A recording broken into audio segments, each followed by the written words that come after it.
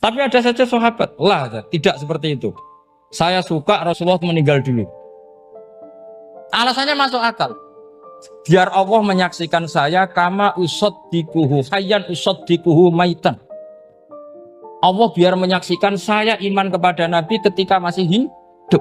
Dan saya buktikan setelah mati pun, setelah meninggal pun, setelah wafat pun, iman. Jadi ternyata baisnya itu supaya orang tahu bahwa iman kita kepada Nabi itu iman yang super. Jika ketika beliau sugeng ya kita iman, setelah wafat juga kita iman. Kai usaddikuhu maitan kama usaddikuhu hayyan. Supaya saya mentasdikkan beliau setelah meninggal sebagaimana kita mentasdikkan beliau saat masih hidup. Dan ternyata Allah ridho dengan perkataan sahabat itu. Kenapa Allah ridho? Karena menjadi pelajaran bagi orang-orang yang ditakdir gak menangi Rasulullah SAW. Tetap mereka ini. Jangan kayak setan. Setan itu kurang ajar betul oleh iblis itu. Masyhur itu. Iblis itu nangis-nangis dengan Nabi Musa. Iblis itu takutnya sama Allah itu luar biasa. Sampean kalah. Iblis itu setiap ketemu malaikat karena dia ngerti alam gaib, mesti apa itu? Kama sali syaitan idqala lil insani kfur falamma kafara qala inni bari'um minka inni akhafu wa rabbal alamin. Jadi setan iblis itu paling sering bilang inni akhafu wa rabbal alamin karena iblis itu tahu surga, tahu neraka, tahu kekuasaannya Allah. Jadi takutnya sama Allah luar biasa. Makanya setiap dia mengajarkan kekafiran, setelah orang itu kafir gimana? Inni bari'um minka inni akhafu wa rabbal alamin. Saking takutnya sama Allah, suatu saat iblis ini datangi Nabi Musa. Karena tahu Nabi Musa itu kalimullah, orang yang bisa komunikasi langsung dengan Allah. Ya Musa ya kalim Allah, saya ini makhluk, saya takutnya sama Allah luar biasa. Tolong rayukan Allah supaya nerima tobat saya. Karena dirayu terus lama-lama Nabi Musa bilang, oke, tak rayukan Allah. Sama Allah, karena Musa kekasihnya, ya Allah iblis punya ingin tobat, tolong dikasih hak tobat. Kata Allah, oke. Dia bisa tobat asal mau sujud di makamnya Nabi Adam, karena kesalahannya dia gak mau sujud sama Nabi. Semenang Nabi Musa karena ada cara untuk iblis menjadi tobat. Dikasih tahu sama Nabi Musa, alhamdulillah kamu diterima tobatnya. Syaratnya apa? Sujud ke kuburannya Nabi Adam. Wah iblis gak tahu aslinya terus.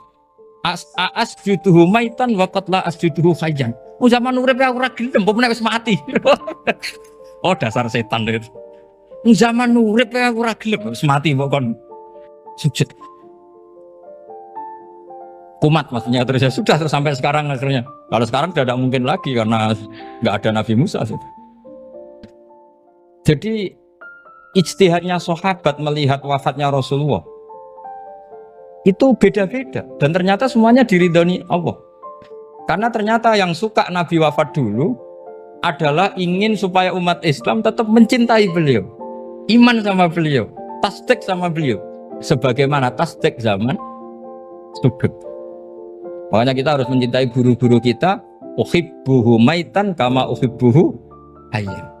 Saya sampai sekarang itu ya merasa Mbah Mun itu tidak meninggal. Saya masih merasa kalau bapak saya tidak meninggal karena kita mencintai beliau-beliau ketika hidup dan ketika wafat itu sah. Karena beliau-beliau sama kita juga seperti itu. Rasulullah itu ketika mendekati wafat, ya bahasa halusnya intaqala ila rafiqil a'la. Itu Nabi kalau ngedikan tuh rileks sekali. Hayati khairun lakum wa wafati khairun lakum. Cung aku nak uripku ya apik. Engko nak aku wis kapundhut ya apik. Fa amma hayati fali asunna lakum as-sunan. Sebagian riwayat fa innakum tuhadditsuna anni wa uhadditsu ankum. Kalau saya masih hidup, saya bisa mengajarkan kamu sunnah, mengajarkan kamu tradisi-tradisi yang benar. Dan ketika aku mati, ketika aku sudah wafat, maka saya jejer Allah, kata Nabi. Saya berdampingan dengan Allah, maksudnya dekat Allah. Tentu bila kaifin walan bisor. Terus sudah fa inna amalakum, amal-amal kamu diperlihatkan ke saya. Berhubung saya sudah dekat Allah, kalau amal kamu baik, saya muji Allah. Kalau amal kamu buruk, saya langsung mintakan ampun kepada Allah. Jadi Nabi rileks sekali. Artinya saya hidup bagus karena bisa mengajarkan kamu as-sunan wa syara'i'. Kalau saya wafat karena saya dekat Allah, Kalau kamu baik, saya muji Allah. Kalau kamu buruk, saya mintakan ampun kepada. Guru-guru kita juga seperti itu. Justru setelah wafat, beliau-beliau punya kesempatan dekat sama Allah, dekat sama Al-Malail A'la, sehingga mendoakan apa? Nah, terus kata Sayyid Muhammad, wala taqulu lima yuqtalu fi sabilillahi amwat. Kamu jangan pernah berkeyakinan atau berpendapat atau berkomentar kalau orang-orang yang mati fi sabilillah adalah berstatus apa? Mati, amwat. Kalah. Terus kata Sayyid Muhammad, hadza li amati syuhada. Ketentuan ini bagi umumnya syuhada. Artinya gini, umumnya syuhada saja tidak berstatus amwat. Apalagi hadza Rasulullah sayyidul syuhada, sayyidul anbiya, sayyidul mursalin, tentu tidak pernah berstatus amwat. Ya saya ulang lagi ya, jadi zaman cara berpikir amatus syuhada, syuhada yang umum saja berstatus hidup, tidak boleh distatuskan amwat. Apalagi Rasulullah itu sayyidus syuhada, sayyidul anbiya, maka status beliau pasti hayyun la yamut, pasti beliau itu hidup tidak. Dan karena beliau itu asfaq, sangat sayang kepada kita, sebagaimana zaman beliau hidup itu sayang kepada kita, sampai nangis-nangis minta hak syafaat, maka setelah meninggalkan pun beliau pasti sayang kita dan pasti berusaha supaya kita diampuni oleh Allah Subhanahu wa ta'ala. Sehingga ada sahabat yang tadi berpendapat, kalau saya nggak masalah Nabi wafat dulu, supaya Allah menyaksikan saya usaddiquhu maitan kama usaddiquhu hayyan. Jadi ini cerita ya, cerita sudut-sudut manusia. Fikih itu penting sekali. Kata Sayyid Ali yang Shahibu Simtud Durar itu, wabihi qiwamus syariah, yang bisa mengawal syariat itu hanya fikih. Fikih itu ya kalau yang paling gampang untuk kita misalnya punya Fathul Qorib, Fathul Mu'in, Fathul Wahab. Tapi yang faham betul, mesti faham itu ngelotok setengah hafal. Jangan bawa kitabnya tok, sementing sekian semester terus selesai. Itu sama-sama dosa, itu dosanya ya dosa, mahasiswanya juga dosa. Karena sudah terlanjur sarjana agama, ternyata nggak bisa, itu kan mendingan ndak sarjana agama. Itu saya tak cerita sama Kiai Roba, itu ada fatwa kiai juga wali. Suatu saat ada penyanyi dangdut top terkenal di Indonesia itu nyanyi dangdut. Ya penyanyi ya dai, entah itu hakikat entah majas tidak tahu. Itu kiai itu fatwanya lucu. Kalau kamu datangi dia pas main dangdut masih saya beri izin. Tapi kalau datangi dia pas pengajian itu tak larang kan. Kan santrinya jadi eskal. Ini pas pengajian dilarang, pas dangdutan kok malah dapat izin. Tapi bukan berarti halal ya, dapat izin. Dapat izin kan potensinya bisa karena dilarang lah ya tetap belerot. Terus suatu saat si santri ini setengah wali, tidak wali tapi setengah. Lama-lama itu memahami gurunya, ternyata sirinya begini.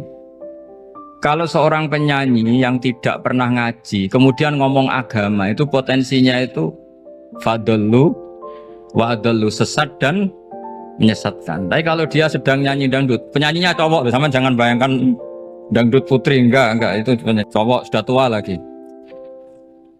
Jadi potensi halalnya ada lah maksudnya untuk, tapi tidak alat musiknya, orangnya. Tapi kalau dia nyanyi itu paling dosanya hanya nyanyi. Saya ulang lagi, murid tadi akhirnya paham kalau datangi pengajian itu artinya ikrar kalau dia seorang dai atau seorang yang layak ngomong apa? Agama. Itu lebih bahaya karena kita santri, apalagi kita doktor atau MM, terus ngekrori orang yang nggak jelas asal usulnya. Tapi kalau nyanyi kan nyanyi saja. Sehingga itu menjadi fikih. Bahaya terbesar dalam fikih adalah apa? Mengkaji fikih tidak dari ahlinya. Ya saya ulang lagi ya, mengkaji fikih tidak dari apa? Ahli. Nah kenapa demikian? Begini, saya beri contoh. Ilmu fikih itu tentu pertama dari Rasulullah SAW. Kemudian bersanad sampai kita, atau kita sampai Rasulullah. Itu ngalami sekian ijtihad yang tidak mudah. Saya beri sekian contoh. Dulu Imam Syafi'i itu sukanya sama guru yang miskin, ya karena rata-rata santri juga miskin. Jadi mesti ngidolakan guru yang miskin, karena sesama miskinnya harus berkoalisi. Tapi akhirnya gurunya Imam Syafi'i itu miskin sekali. Namanya Muslim bin Khalid Az-Zanji itu miskin, Sufyan As-Tsauri miskin, Sufyan bin Uyainah miskin. Setelah ngaji di Medina itu Imam Malik itu kaya. Pas itu Imam Malik sudah kaya. Setiap ketemu Imam Syafi'i dikasih uang. Sampai ketika Imam Malik itu bilang, kamu sudah alim, ilmu saya sudah habis, kamu ngaji sama yang lain. Sama siapa? Kata Imam Malik, orang yang sealim saya sudah meninggal, namanya Abu Hanifah. Tapi dia punya murid, namanya Muhammad bin Hasan Asy-Syaibani, kamu ke sana. Terus Imam Malik datang ke Baki. Dulu Baki itu pasar rental, ya Grab lah kira-kira sekarang. Itu mengumumkan siapa kafilah yang mau ke Irak. Kita ya Imam Malik, dibayari sama Imam Malik. Ini yang antar ke Irak, ke Muhammad bin Hasan Asy-Syaibani. Imam Malik mulai ngeper.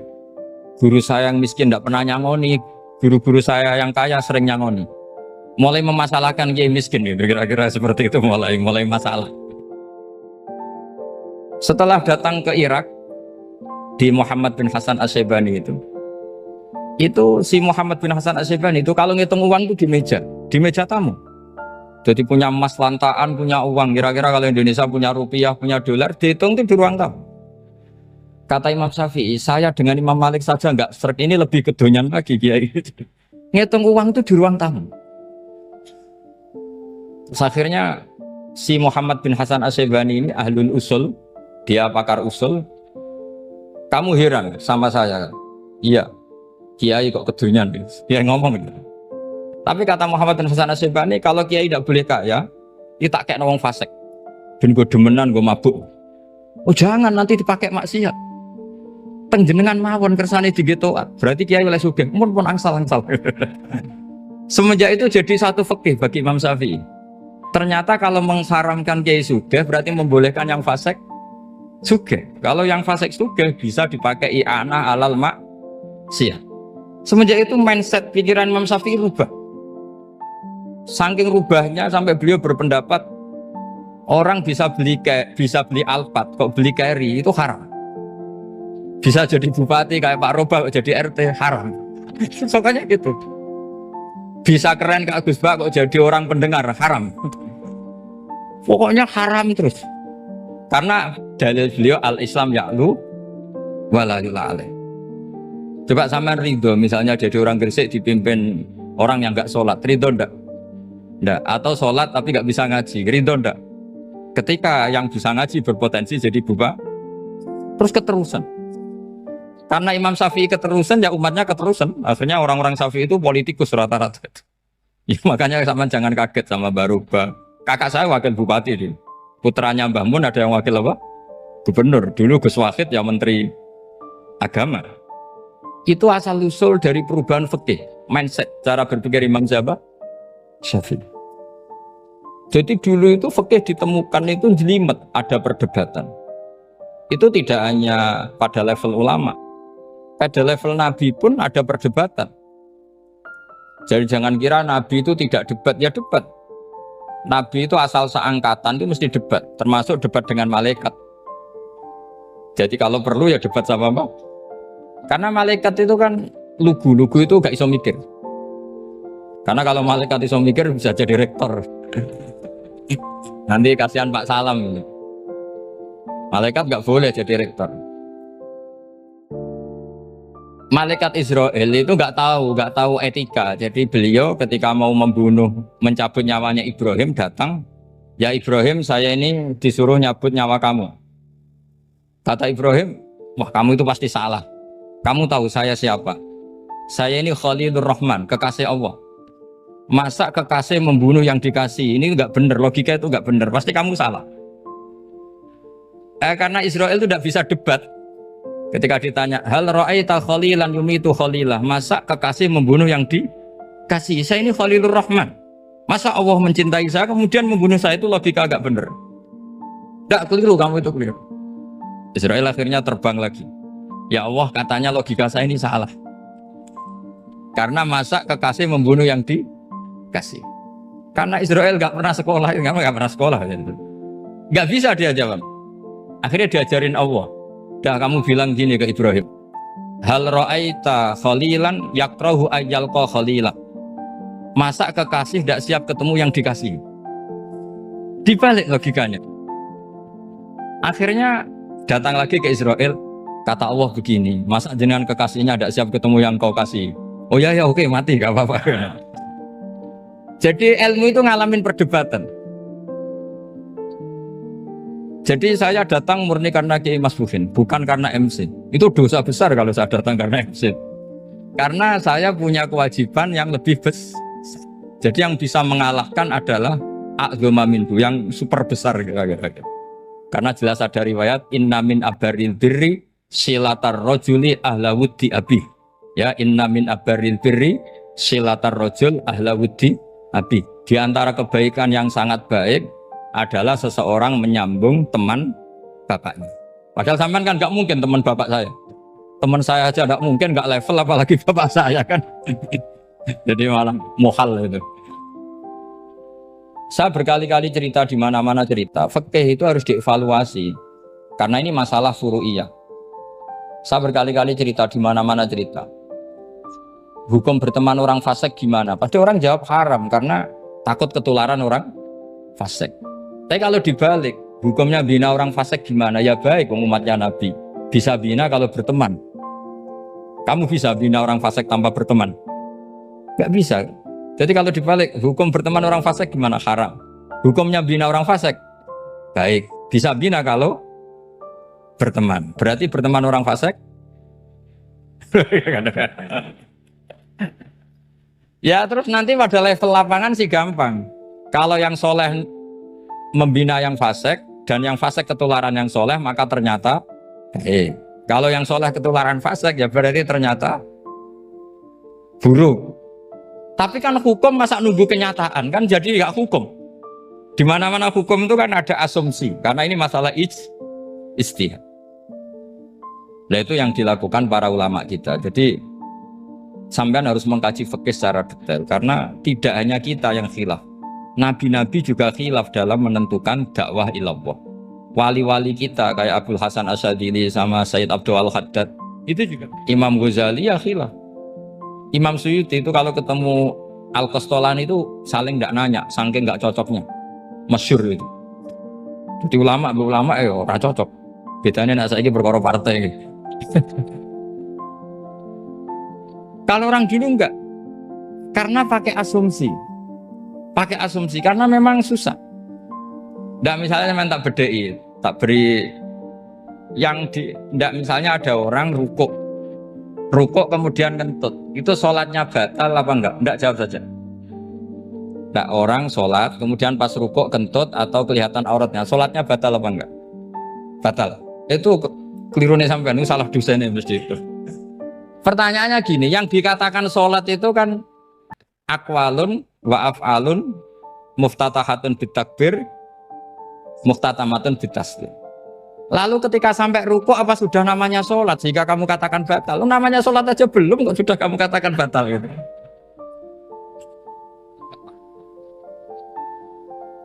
Iya kan? Jadi kalau aku mau sholat pas rukuk ngetut batal atau ora? Mestinya jawaban yang benar, ya ora sholat jadinya gitu. Karena kalau dikatakan sholat definisinya harus sampai salah. Tapi kan kita nggak mungkin ngomong seperti itu kan, dianggap majnun. Padahal itu yang benar, yang punya kecerdasan. Nah makanya pertanyaannya, fikih itu ngikuti bahasa awam apa bahasa istilah? Kalau ngikuti bahasa awam ya kayak tadi, sholat kok pas rukuk kentut maka batal. Sebenarnya yang batal itu sholatnya apa rukuknya? Nah makanya terjadi perdebatan. Kalau yang pakar-pakar usuli itu salah istilah itu nggak mau. Saya ulang lagi, kalau pakar-pakar usuli itu salah istilah itu nggak mau. Terus misalnya tak beri contoh lagi.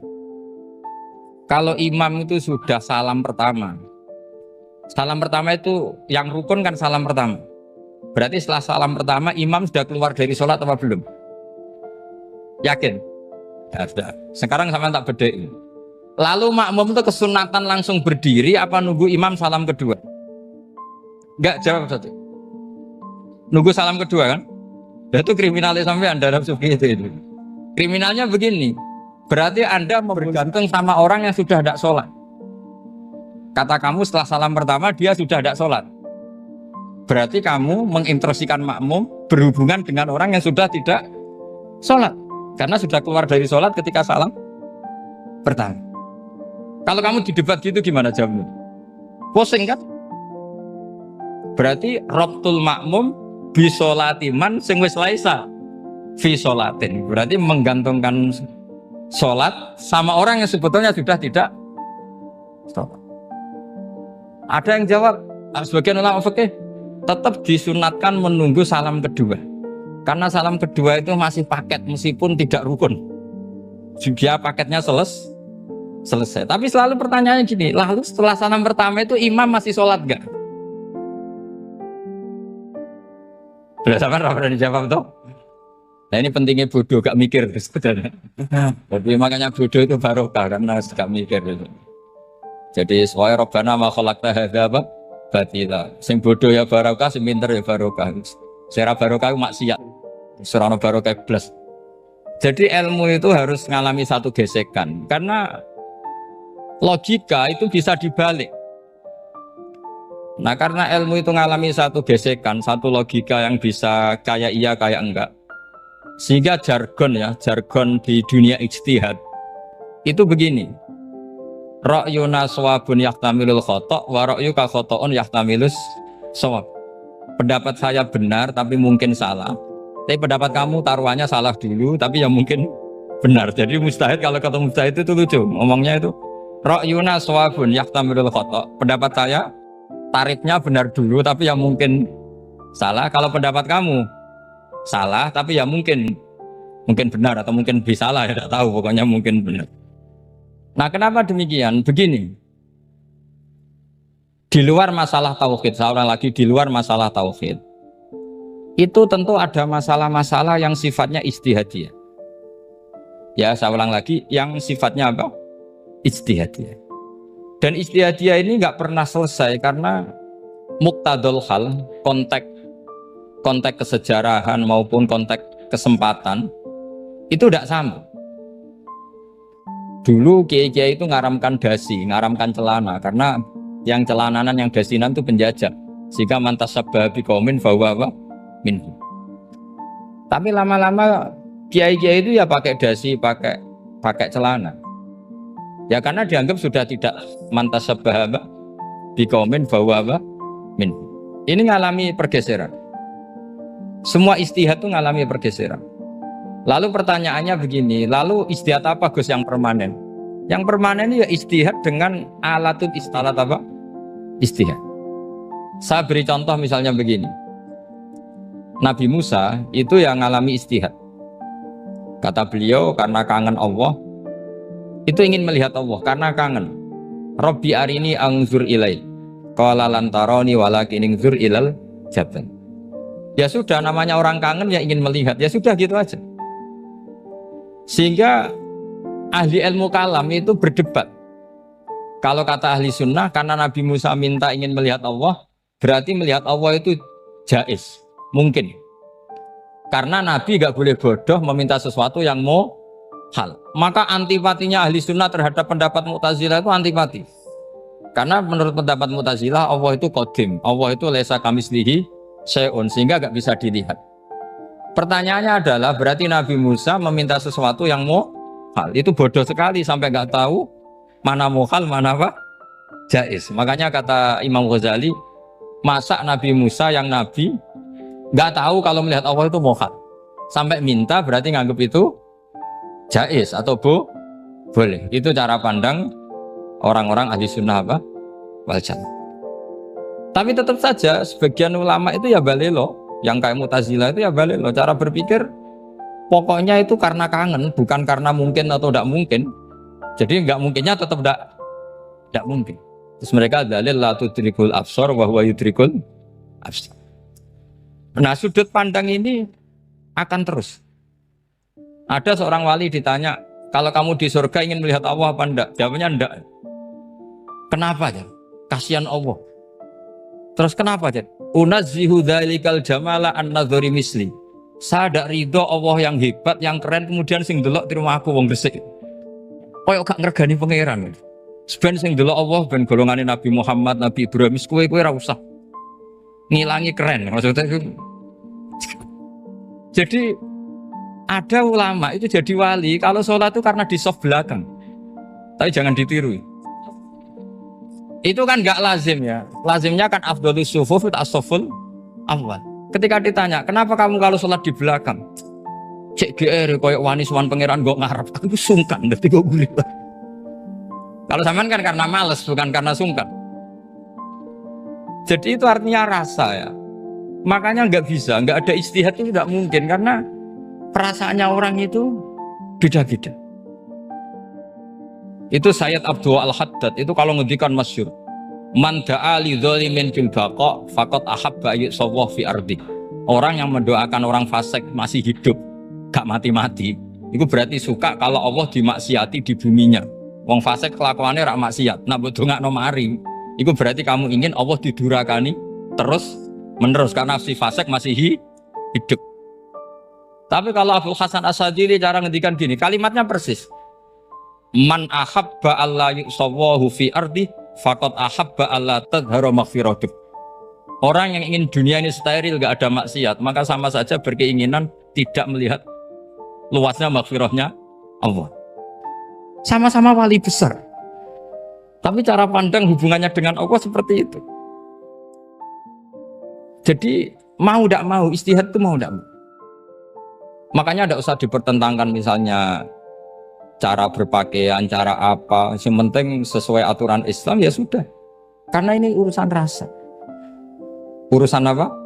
Rasa. Itu Syekh Hasan Basri itu sering jagongan sama Robiah Hadawiyah. Itu secara fikih salah. Tapi pas itu ulama fikih ditanya, kenapa Anda tidak komentar terhadap dua wali besar yang sering ketemu? Andai kan semua santri seperti itu akan saya halalkan, karena nggak mungkin punya nafsu. Sehingga fikih dulu memang masih asli. Kamu lihat di takrib misalnya, lelaki melihat perempuan itu nggak boleh kecuali sekian alasan. Termasuk boleh itu li taklim karena mengajar, atau lil muamalah. Ini yang mulai masalah. Ada warung kopi, penjaganya cantik, santri-santri ngopi. Ini lil muamalah katanya. kan kasus ini. Mau disalahkan pada takbirnya. Mau dibenarkan ini jelas fasik kan, jelas fasik. Jelas fasik. Matanya sudah fasik sebelum itu ditambah itu, jadi fasiknya permanen. Nah pertanyaannya adalah, kalau kamu ngajar mbak-mbak, kemudian hafal yang cantik yang enggak, itu taklim lin nazar apa nazar li taklim? Itu taklim apa modus? Makanya kalau ngopi cari bakul yang cantik, itu muamalah untuk nazar apa nazar untuk muamalah? Loh kalau saya ngopi dengan kiroba pasti halal. Karena begini, berjalan saja, bareng capek, nggak tahu itu warungnya siapa, terus berhenti ngopi. Kebetulan bakulnya cantik. Nah itu mungkin halal, karena kan saya nggak milih-milih. Ingin ngopi, kebetulan bakulnya cantik. Kalau kamu kan nggak apal daftarnya. Wah itu mesti haram itu, mesti haram itu. Karena berarti kan kamu menjadikan ngopi ini modus. Gue jagani nak takok pangeran, lo kok nazar? Muamalah Gusti, muamalah. Itu mesti modus. Maka fikih itu harus dikawal oleh tasawuf. Kalau ndak, semua hukum fikih bisa diakalin. Makanya Imam Bukhari punya satu bab namanya Kitabul Khiyar. Bab mengkhilaf fikih. Beliau itu antinya sama Abu Hanifah itu luar biasa. Nggak ada ulama dibenci Imam Bukhari kayak Abu Hanifah. Masyhur itu. Untungnya beliau nggak menangi Abu Hanifah. Kalau menangi geger terus ini. Bisa faksul masail terus. Itu Abu Hanifah itu ulama yang suka khilah. Khilah itu ngerekayasa hukum. Misalnya begini, saya ini puasa agak lemes, ujian agak lemes, apalagi kiai serapati di duit, santri beling-beling lemes ini. Apa mangan ini kan, poso-poso kok mangan kan gak keren. Supaya saya bisa makan dan halal, saya bisa ngajak kiai robai ya jalan-jalan. Jalan-jalan nyari yang jarak 2 marhalah, ya sudah, terus bisa makan. Kalau ditanya Allah kok makan, musafir. Jadi bolehkah insya safar menciptakan pergi demi untuk supaya boleh iftar. Boleh enggak cara jenengan? Enggak boleh, alasannya apa? Kan pergi. Perginya juga enggak maksiat. Itu khilaf. Tapi Sayyid Muhammad, Abuya Sayyid Muhammad, Muhammad bin Alawi, Sayyid Muhammad itu membela Abu Hanifah. Artinya membela jangan semua khilaf itu diharamkan. Karena itu cara, saya ulang lagi, karena itu cara untuk mengawal bahwa hukum Allah itu luas. Karena kalau nggak ada khilaf itu ya kita kesulitan. Kita kesulitan. Misalnya begini, ini penjelasannya, makanya kita harus sering mendengar. Saya itu dulu masih sangat fikih itu protes, kenapa ada puluhan polisi wanita? Itu kan pekerjaan cowok ya, pekerjaan pria. Tapi setelah mendapat penjelasan dari polisi itu alasannya masuk akal, Gus. Kadang-kadang orang nakal itu menyembunyikan narkoba itu di alat wanitanya. Itu kalau semua lelaki polisi kayak jenengan itu kan masalah itu. Sehingga memang harus ada polisi wanita karena sebagian pengedar narkoba itu perempuan dan menyembunyikannya di tempat itu. Kalau semua polisi cowok kan gak kebayang. Sehingga kita akhirnya mendengar membolehkan polisi itu wanita. Ada wilayah yang harus wanita. Begitu juga ada pertanyaan, kenapa sih dokter kandungan itu cowok? Saya punya banyak santri yang muhibin saya itu dokter kandungan. Tak tanya, kamu itu kok cowok kok jadi dokter kandungan? Kan pekerjaannya seperti itu. Dia jawabnya lucu. Dari 10 yang tes jadi dokter kandungan, itu yang cewek itu lulus 2. Yang cowok lulus semua. Karena ketika cewek dites melihat ketuban pecah darah itu langsung pingsan. Sehingga yang secara psikologi dablek itu kan memang lelaki. Jadi roh wongnya sewakit santai. Kadang nggak lahir-lahir dinteni nang jopo rokokan santai. Itu kalau cewek yang jadi dokter kandungan itu nunggu jam 11, jam 4 sudah pingsan. Nah ini cerita, bukan berarti saya menghalalkan, enggak. Kita harus mendengar, saya ulang lagi, kita harus apa? Dan itu setelah mendengar itu nanti jadi disiplin ilmu, yaitu namanya fikih. Karena ilmu fikih itu sebetulnya gampang. Sampai kalau ngaji i'anah, itu kelihatan fikih itu gampang karena ada logika yang terbangun. Misalnya begini, orang kalau tawaf itu disuruh agak jauh dari Ka'bah. Jangan sampai nginjak sadarwan. Karena sadarwan itu pondasi itu ikut Ka'bah. Kenapa begitu? Ya jenenge ra muteri Ka'bah, ide-ide Ka'bah. Jadi sebenarnya sederhana logikanya. Sing jenenge muter itu di luar itu kita muter. Nah kalau nginjak pondasinya namanya gak muteri Ka'bah tapi ide-ide Ka'bah. Ya jadi sederhana sebetulnya ya masuk akal. Jadi fikih itu nggak ada yang iskal, sebetulnya masuk akal. Tapi karena kita nekuni itu tidak serius, maka terus jadi paradok. Saya beri contoh lagi, ini sebagai penghormatan saya sama Kiai Mas Bukin, karena ini sudah namanya fakih. Kalau ada ayam jago ditabrak truk, terus kejet-kejet, adekan dibiarkan pun mesti mati, karena gerakannya sudah harokatul masbuh. Terus kamu sembelih, itu halal apa enggak? Enggak jawab, ayam jago loh. Kalau kamu katakan halal, dia sudah tidak punya hayatun mustaqirrah, kehidupan yang permanen. Andai kan kamu biarkan pun 1 menit lagi meninggal. Kejet-kejet kan mau prosedur saja. Maksudnya pantasnya mati ya kejet-kejet sih, tapi sebetulnya sudah pasti mati. Maka ini ada 2 ulama. Kalau kata Imam Malik tetap namanya halal. Karena ruhnya masih di situ, sehingga ketika kita nyembelih, ya nyembelih hewan yang hidup. Yang namanya nyembelih itu pokoknya mematikan yang punya roh. Sementara saat itu rohnya masih di situ, meskipun 1 menit lagi pasti. Tapi kalau mazhab Syafi'i enggak, ini sudah harokatul masbuh, tidak punya hayatun mustaqir. Sehingga dalam perdebatan ulama fikih itu lucu, kadang ya gampang mangkel non.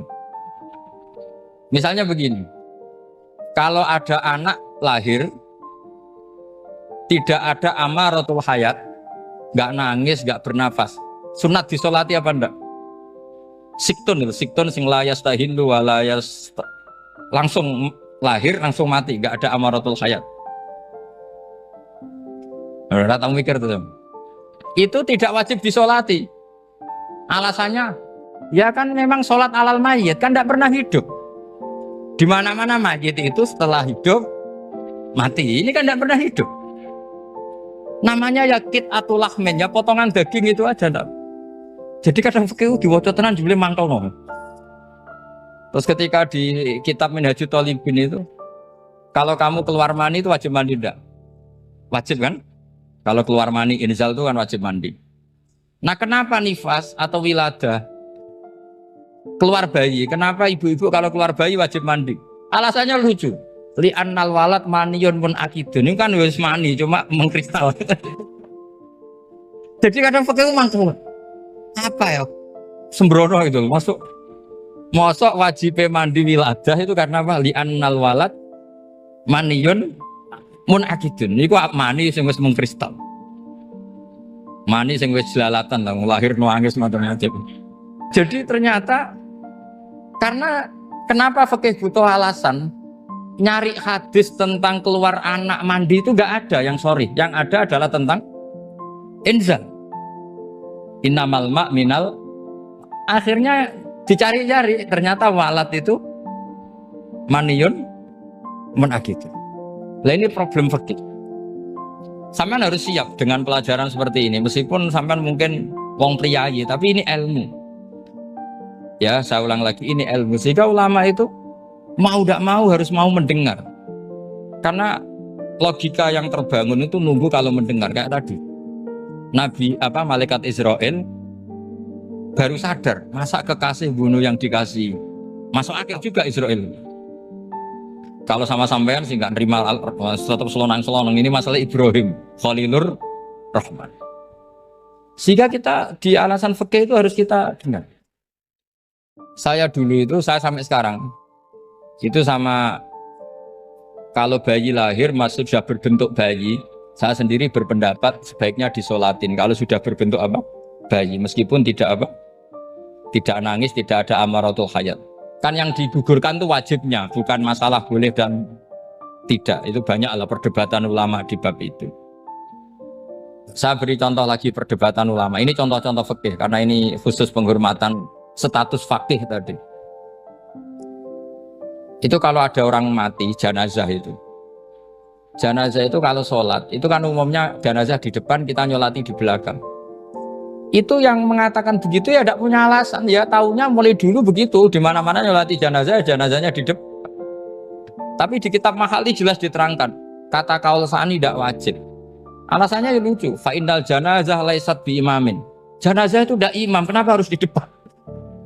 Kan kacau kan? Lu coba alasannya di depan apa? Dia ada imam kok.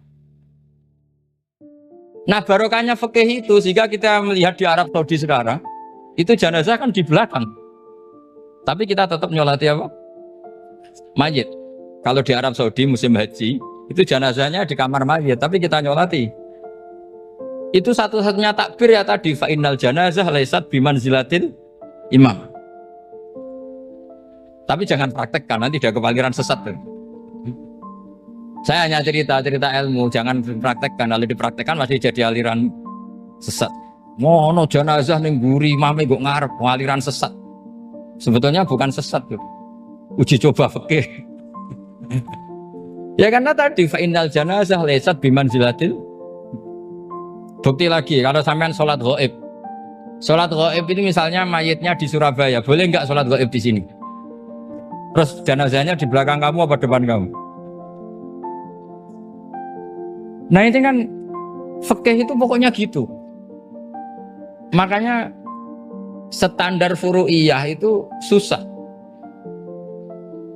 Karena perdebatannya itu mirip-mirip. Kayak iya, kayak tidak, kayak. Makanya dulu zaman sahabat, ada sahabat itu mencintai Rasulullah. Senengannya sowan. Bukti cinta sowan. Banyak juga yang sahabat bukti cinta Nabi itu tidak pernah sowan. Alasannya ganggu. Kenapa kamu jarang sowan Nabi? Saya sering jamaah sama Nabi, saya tidak pernah sowan. Kenapa? Ganggu. Biar Nabi kalau di rumah sama anak istrinya, saya tidak mau ganggu. Makanya saya termasuk kiai yang gak pati seneng disowani. Karena ya itu tadi. Kalau mulang seneng saya, kalau disowani biasa saya. Kalau Kiai Roba itu nilai, nak pernah sepuh jadi rasawan nilai. Jadi beda. Saya sering ditilii kiai sepuh. Tapi bahasanya tentu tidak sowan, tapi nopo nilai. Kalau sowan itu maka kan nafkah itu seperti itu. Jadi ada disiplin di situ, ada disiplin ilmu. Yang kadang kita tidak cocok. Makanya Imam Syafi'i sendiri ngendikan, kadang beliau dengan gurunya, dengan Imam Malik sampai ngarang ikhtilafu Malik. Beliau punya data yang beliau itu sedang nggak sama dengan gurunya, yaitu Imam siapa? Malik. Karena mindsetnya itu beda. Tidak sampai misalnya saya tanya, sholat itu harus menghadap kemana? Tidak, jawab saja. Kiblat kan. Ukurannya apa coba? Namanya madhep. Wajah apa dada? Imam Syafi'i milihnya dada. Sekarang praktekkan dalam dialog keseharian. Saya jagungan sama Kiai Roba seperti ini, terus wajah saya begini, madhep enggak?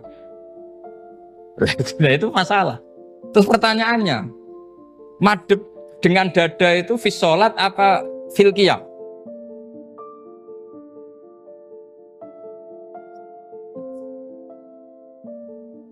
Loh enggak, kalau fis sholat pas sujud dada kamu madhep mana coba? Kamu enggak pernah mikir kan? Ya madhep pakai dada itu kan kalau berdiri, kalau rukuk sama sujud.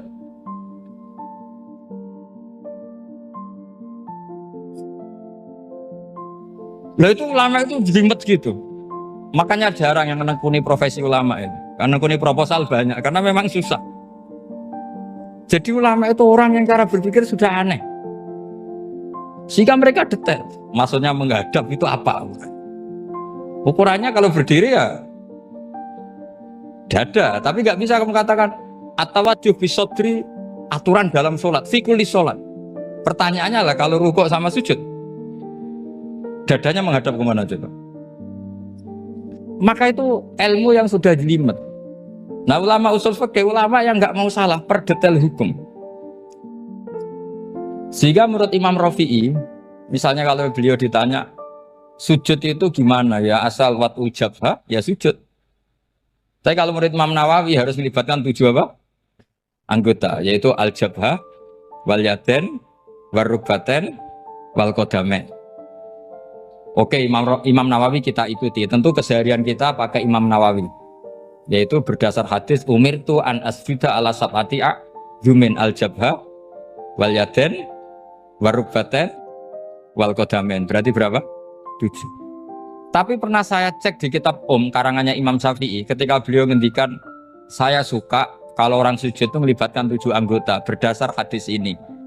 Tapi kata beliau wayah tami itu dan bisa saja sujud yang watul jabhah itu sudah cukup. Terus kata Imam Syafi'i, limada, karena Nabi ketika sujud itu hanya ngendikan begini, sajadalaka wajhi wa sam'i wa basori. Gak ada di hadis wayadi, warubati, wakodami. Ya sudah akhirnya, nah itu sudut pandang. Terus gugatan kedua begini, ada orang Muslim yang sujud sama berhala. Untuk menjadi murtad itu harus 7 anggota apa cukup fatul jabah alal ardi? Untuk sah menjadi murtad itu.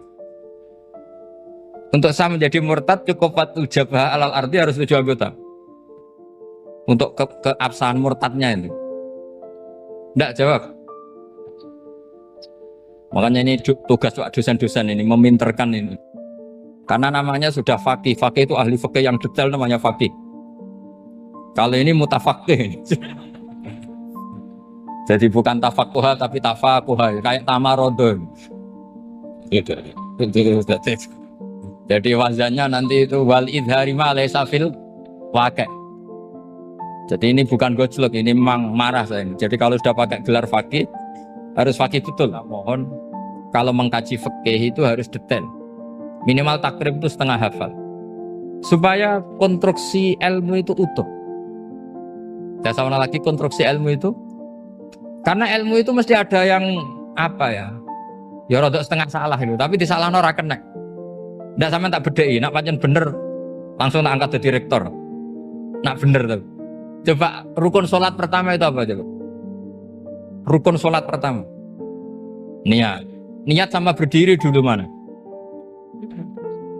Ayo niat dulu baru berdiri apa berdiri dulu baru niat? Berarti niat sama berdiri dulu mana? Rubah kan? Artinya kita mau bilang tartib urutannya niat berdiri takbir gak bisa. Yang dikatakan niat itu apa? Qasdus syai' muqtaronan bifi'lihi. Berarti niat sama takbir harus bareng apa urutan? Bareng. Terus dengan qiyamnya urutan apa bareng? Bareng apa urutan? Loh enggak, kalau urutan berarti takbir dulu duduk baru berdiri. Nah maka seperti ini itu mau tidak mau kita salah. Dikatakan tartib ya salah, dikatakan serentak ya salah. Cuma karena kita bodoh gak tahu mikir itu, alhamdulillah kan di situ itu. Loh coba niat sholat loh, niat takbir qiyam dulu man. Niat takbir qiyam dulu mana coba? Dulu qiyam. Enggak ada kitab yang mengatakan arkanus sholat awaluha. Oh, dianggap kitab kriminal maksudnya. Makanya ngendikan ulama-ulama di sarah-sarah mau tidak mau sebagian istilah itu tasamuh itu wis digawe gampang ngono kok repot. Karena kita tidak bisa detailnya. Coba misalnya puasa. Puasa Ramadan itu wajib apa? Tabyitun niat, nginep no niat. Sing darani nginep itu umure lama apa enggak? Lama kan? Sekarang sebelum 2 menit kamu baru niat, sah apa enggak? Sah. Itu sempat nginep apa enggak 2 menit itu? Enggak sempat kan?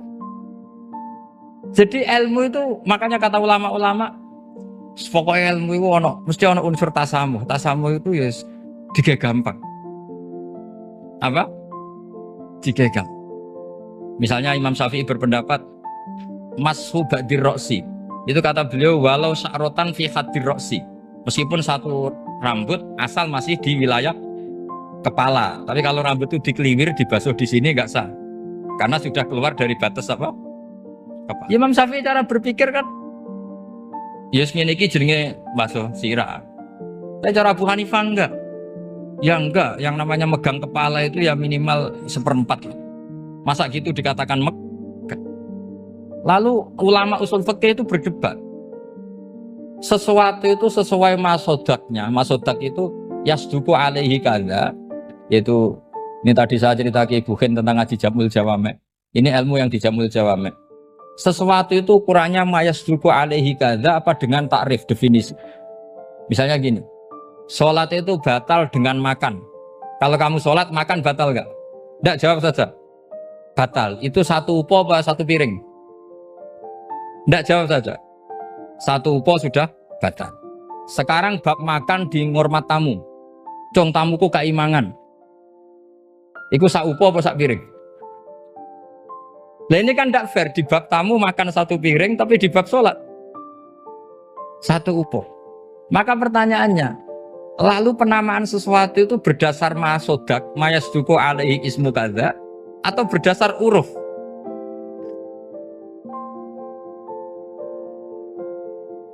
Ukurannya apa coba? Maka terus jadi perdebatan.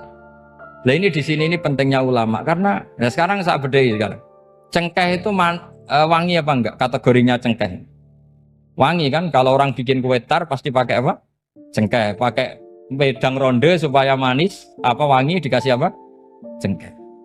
Nah itu saya berkali-kali cerita. Pernah mau dipikirkan orang Islam itu nggak boleh rokok karena dianggap pakai apa? Mewangi karena ada apa? Cengkeh. Tapi terus didebat. Kalau gitu berarti orang Jumatan sunat rokok. Karena Jumatan disunatkan pakai pewangi. Wah itu kan akhirnya tuh wah iya repot ya kan. Jadi kalau cengkeh kamu kategorikan pewangen, yang orang ihram nggak boleh rokok karena pakai cengkeh yang wangi, konsekuensinya orang Jumatan sunat rokok karena berarti di masjid pakai apa? Pewangi. Kan sesat semua ya jadi. Jadi itu ilmu. Makanya selain fikih mateng itu ada ilmu yang namanya usul fikih. Usul fikih itu yang neliti itu. Mayasduku alaihi kadza. Jadi yus ngono iku darani ngono. Saurang lagi. Ngono iku wis darani Ngono. Ora perlu roh detail. Ya, saya ulang lagi. Wis ora perlu roh detail. Makanya Abu Hanifah itu misalnya basuh wajah. Wis angger kecelok ngene iki basuh wajah. Nek Imam Syafi'i kan detail. Mimbaini mana bitis sya'ri sampai ila somahe uzunehi ila zakon.